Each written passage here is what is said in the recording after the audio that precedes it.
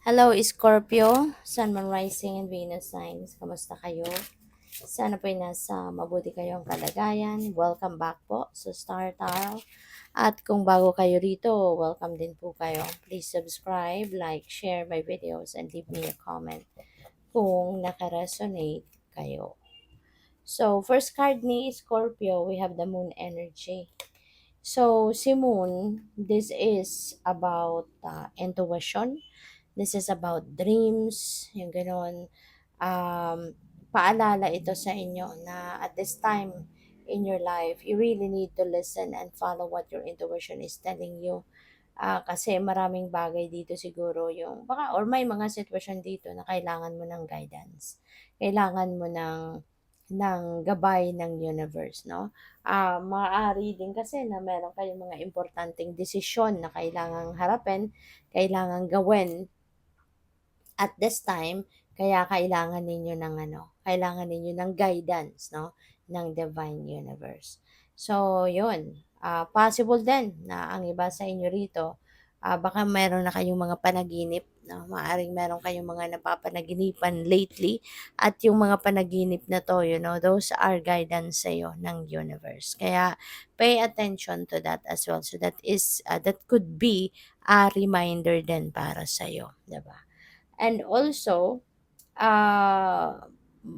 so siguro kung meron kayong mga desisyon sa ngayon, pupuwede na malabo, 'di ba? Malabo malabo yung sitwasyon para sa inyo.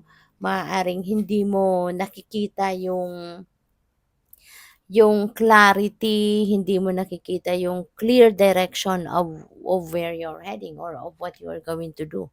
'Di ba? Kasi parang bizarre ang sitwasyon. Kaya nga kailangan na atras ka muna. Kung meron kang desisyon na kailangang harapin ngayon or gagawin sa ngayon, atras ka muna, step back ka muna ng konti lang, 'di ba?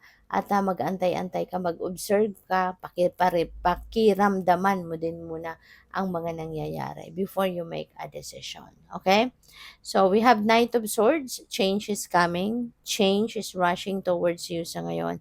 So, kaya pala kayo kailangan na makinig sa intuition ninyo para magabayan kayo ng tama ng universe, para na magawa ninyo kung ano yung dapat ninyong gawin. 'Di ba? Magawa ninyo yung tamang gawin, 'di ba? Sa mga pagbabagong ito. Yung gano'n. Para hindi hindi masayang, 'no, yung effort ninyo sa mga pagbabagong gagawin ninyo.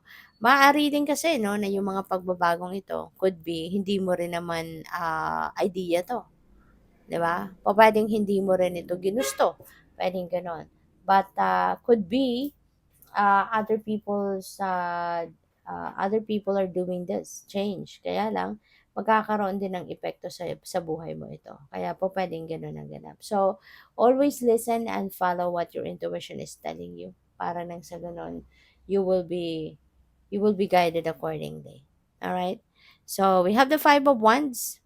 Yan. So, si Five of Wands, this is conflict, you know. Si Five of Wands, this could be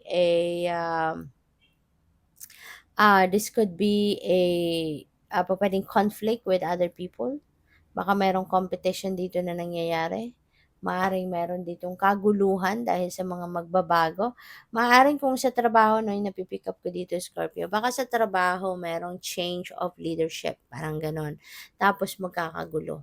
Puwedeng merong kaguluhan kasi baka merong mag-aagawan ng puwesto, 'di ba? Puwedeng gano'n, ng posisyon na mababakante or bakante or for promotion, 'di ba? So, maaaring may mga ganitong sitwasyon. Kaya po puwedeng merong dito, merong pag-aaway, 'di ba? Merong hindi pagkakasundo, 'no, ang mga tao dito sa opisina ninyo or sa trabaho ninyo. So, puwedeng gano'n gano'n 'yun. So, what else? Tignan natin kung ano pa ang ganap. And by the way, maraming salamat for subscribing. And if you haven't subscribed yet, subscribe na kayo. And also, maraming salamat din for not skipping the ads. Malaking bagay po yan sa akin. And also, please click the join button sa baba ng video kung gusto po ninyo na mag-join kayo sa membership. So, we have cut the cords of doubt. Okay? Tanggalin na ninyo yung connection ninyo sa inyong mga pagdududa. Okay? Kung meron kayong mga bagay na pinagdududahan, tanggalin niyo na 'yon, 'no. Kunyari baka sarili ninyo pinagdududahan ninyo, kakayanan ninyo pinagdududahan ninyo. So, you'd better cut it off, 'di ba? Kasi wala, mas kailangan nga dapat napagkatiwalaan mo yung sarili mo kasi you know yourself better.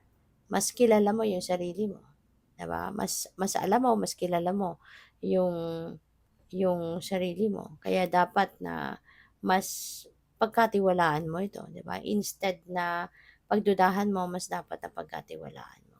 Okay?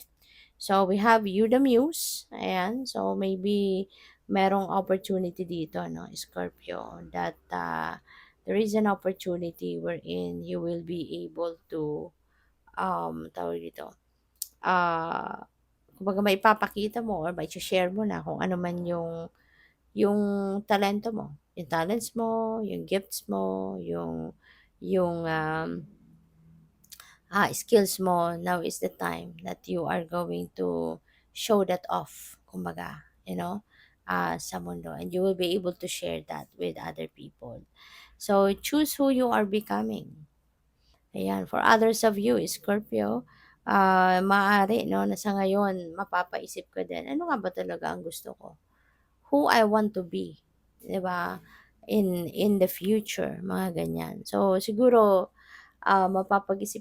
mapapag-isip-isip mo din sa ngayon, no? Ito na sa lahat ng ginagawa ko sa ngayon, lahat ng effort na ginagawa ko, who I want to be. Ano yung gusto kong i-project dito at a certain period of time, 'di ba? So maganda rin ito para magkaroon kayo ng clear direction of where you're heading.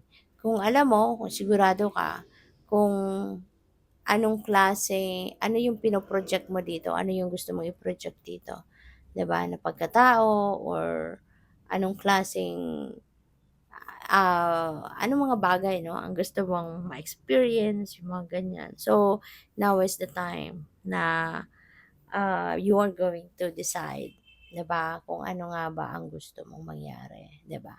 So, good for you. So, what else? We have raw intention. Ayan. So, maybe ang iba sa inyo sa ngayon, you are going to uh, set new intentions in your life. 'Di ba?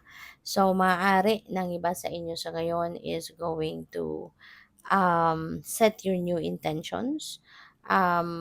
Maganda rin ang merong sineset na intentions and ambitions, mga ganyan. Kasi ito yung parang magiging ano mo, source of inspiration. Ito yung magiging source of your motivation, 'di ba? Na gawin ang mga necessary steps, no, na kailangan gawin para na maano ninyo, para na tawag dito, para na makapagsimula kayong mag-take action papunta doon sa pagkamit ng mga goals ninyo or ng mga intentions na sinet ninyo sa sarili ninyo, 'di ba? So ito yung parang mag-act as your inspiration then in a way. Ito yung magiging fuel mo, no? So good luck. Thank you for watching. Love and light. Namaste.